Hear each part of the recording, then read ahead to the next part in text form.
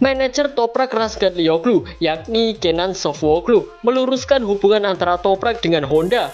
Manajer Toprak Razgatlioglu itu telah menanggapi rumor tentang kepindahan sang pembalap asal Turki itu ke Honda di World Superbike. Loh, Min, bukannya ke MotoGP, kok malah tetap stay di World Superbike?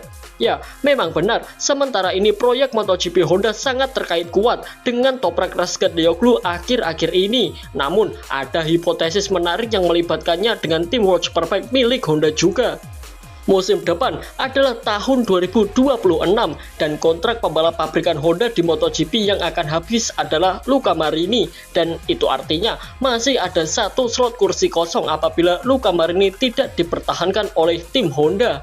Razgatlioglu bisa saja tertarik dengan pabrikan tersebut jika memang benar rumor ketertarikan Honda ke Toprak itu memang ada, yang awalnya akan bertahan di World Superbike pada tahun 2026, entah dengan tim mana. Tapi kemungkinan jika memang itu benar adanya, ya Toprak pasti akan tertarik ke MotoGP bersama dengan Honda.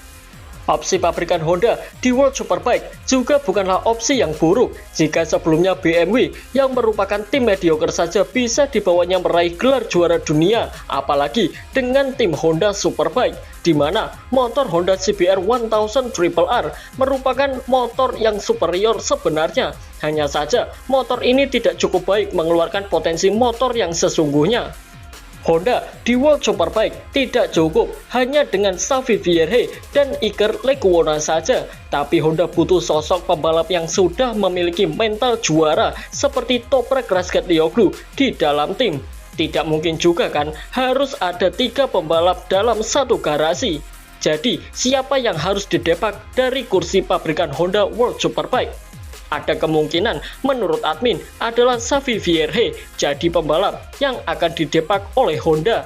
Tapi secara statistik Iker Lecuona lebih buruk di awal musim ini dikarenakan dia absen usai mengalami cedera. Atau mungkin saja bisa beralih ke tim Honda MotoGP pada tahun 2027 ketika Pirelli akan menggantikan Michelin sebagai pemasok ban tunggal di MotoGP nantinya, karena itu jelas akan sangat menguntungkan bagi Toprak sendiri. Karena di World Superbike sendiri pemasok ban juga dari Pirelli, jadi itu bisa sangat bagus bagi Toprak mengingat itu terjadi bersamaan dengan regulasi baru di MotoGP. Toprak Razgatlioglu telah menguasai dan mengenal karakter ban Pirelli di World Superbike. Ini bisa menjadi keuntungan utama baginya jika ia mau pindah ke MotoGP pada tahun. Kenan Sofuoglu selaku manajer dari Toprak Razgatlioglu telah memberikan pendapatnya tentang rumor ini.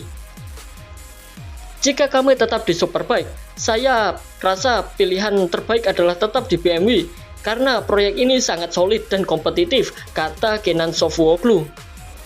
Ditambah lagi, mereka sangat percaya padanya dan mereka bahagia. Jika kami mau, dia bisa saja keluar dari BMW tahun lalu. Tetapi kami pada akhirnya memutuskan untuk bertahan, menepati janji kami, ucap Kenan Sofuoglu. BMW harus bekerja keras untuk mempertahankan pembalap seperti Toprak. Tetapi ini bukan hanya tentang uang. Ini bukan alasan utama dia pergi ke sana, tapi proyeknya, ungkap Kenan Sofuoglu. Kontrak Razgatlioglu dengan BMW akan berakhir pada akhir musim ini dan Sofuoglu telah menjelaskan bahwa mereka sedang berupaya untuk pindah ke MotoGP pada musim depan. Godaan sebelumnya terhadap MotoGP itu termasuk uji coba saat ia menjadi pembalap Yamaha World Superbike, di mana saat melakukan uji coba Razgatlioglu dengan motor Yamaha M1 tidak membuahkan hasil yang positif. Dalam 2 kesempatan, ia tidak benar-benar didengarkan oleh Yamaha. Jadi, ia melakukan uji coba yang sebenarnya tujuannya untuk apapun juga tidak jelas. Karena, ya motornya masih sama saja, tidak mengalami perubahan apapun. Tes pertama di Aragon, banyak sekali masukan yang harusnya diaplikasikan di M1. Namun, di Jerez, motornya sama saja seperti di Aragon, yang mana masukan Razgatlioglu sendiri sebenarnya penting juga, karena dia sebenarnya butuh penyesuaian settingan yang pas untuk bisa tampil lebih kencang dengan motor Yamaha Wagetar M1. Namun, ya kalian tahu sendirilah Yamaha seperti apa. Jadi semenjak saat itu, Razgatlioglu merasa kecewa dengan perlakuan Yamaha karena segala masukannya itu tidak pernah didengarkan oleh Yamaha apalagi diaplikasikan. Namun, kini Razgatlioglu adalah juara dunia World Superbike 2 kali, sekaligus juara bertahan di musim ini, yang dipuji karena gaya berkendaranya yang sangat luar biasa.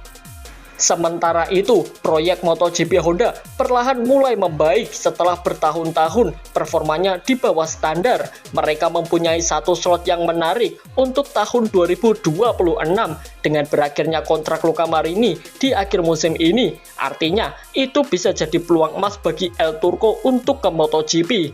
Namun, di sisi lain, Honda masih punya Johann Zarco yang tampil mengesankan untuk LCR Honda, di mana Zarco adalah yang paling difavoritkan ke tim pabrikan Honda Castrol untuk musim depan. Sementara itu, mereka juga diyakini berminat menawarkan uang yang sangat-sangat besar untuk merekrut Pedro Acosta dengan memanfaatkan carut-marutnya tim KTM usai mereka mengalami masalah finansial yang serius. Namun, Razgatlioglu juga merupakan bagian penting dari pasar pembalap tahun ini dan keputusannya pasti akan berdampak besar di masa mendatang.